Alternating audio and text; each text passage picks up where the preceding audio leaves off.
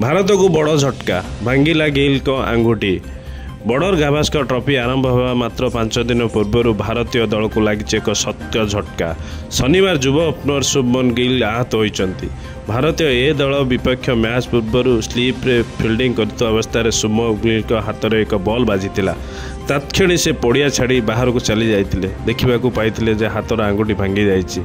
X ray पर यह 14 दिन पर्यंत रेस्ट में बीसीसीआई शुभमन गिल को परामर्श देती। आसंता 22 तारिख आरंभ होगा जाउथिबा प्रथम टेस्ट से खेलिबा एक प्रकार असंभव मन हो।